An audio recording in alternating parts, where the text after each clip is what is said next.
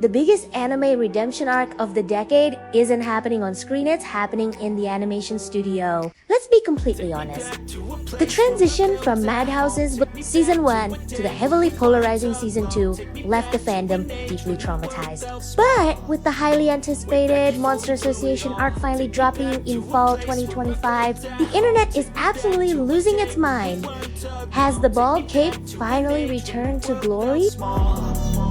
Way back before we blew it all. Too many things going on, I can't keep track of them all. From people dropping a bomb to people putting up walls. I feel like life is on hold, perception stuck in a vault. I know that time can heal all, but how much time till we fall? It's awfully chilly outside, when there's no shelter to hide. When everything is a lie, you'll find that. For the uninitiated, One Punch Man follows Saitama, a hero who is so overwhelmingly powerful that he defeats literally every villain with a single boring punch. While he suffers from severe existential dread due to a total lack of challenge, the world around him is rapidly collapsing. The Hero Association is under full-scale siege by a massive, organized syndicate of monsters. Meanwhile, Garou, the self-proclaimed hero hunter, is brutally dismantling the top-ranked heroes one by one. It is a high-stakes, apocalyptic war cleverly disguised as a superhero parody. To a place where I felt at home. Take me back to a day when we weren't alone. Take me back to an age when the world felt. Season 1 by Madhouse was a generational masterpiece of fluid kinetics. Season 2 suffered from stiff pacing, excessive blur, and metallic CGI textures that killed the momentum. However, Season 3's promotional material shows a massive course correction. The art direction feels infinitely sharper, dropping the glossy gradients for a gritty, high-contrast aesthetic that perfectly mirrors Yusuke Murata's god-level manga panels. The anticipation for the Monster Association arc is suffocating. This isn't just a Monster of the Week setup, it is an out war. Animating the sheer scale of these subterranean battles requires top-tier execution. Thankfully, the early visual pacing suggests a dynamic, fast-paced kinetic energy that fully respects the heavy, bone-crushing impact of Garou's martial arts and Saitama's overwhelming, screen-shattering presence. The return of Saitama and Garou is completely cannibalizing the fall 2025 viewership trends.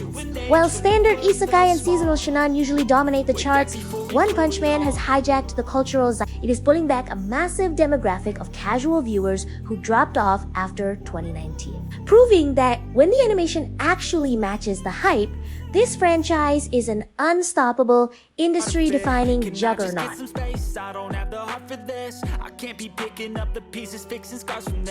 If you dive into the trenches of Reddits or anime or the forums on MyAnime, the overriding sentiment is extreme, cautious optimism. The hardcore manga readers have been waiting over half a decade for this specific arc to be animated. When the new key visuals dropped, Twitter completely exploded.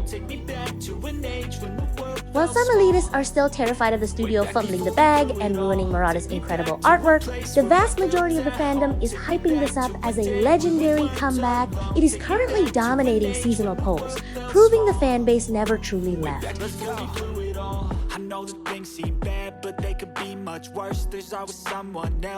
One Punch Man Season 3 isn't just an anime release.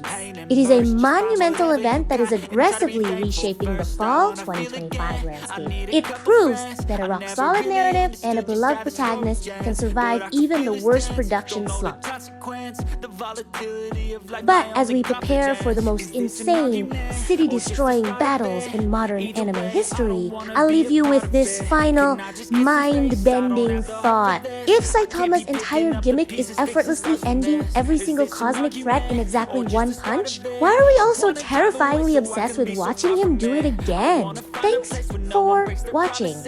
Or maybe drown myself in something that is bottomless. Take me back to a place where I felt at home. Take me back to a day when we weren't alone. Take me back to an age when the world felt small. way back before we blew it all. Take me back to a place where I felt at home. Take me back to a day when we weren't alone. Take me back to an age when the world felt small, way back before we blew it all.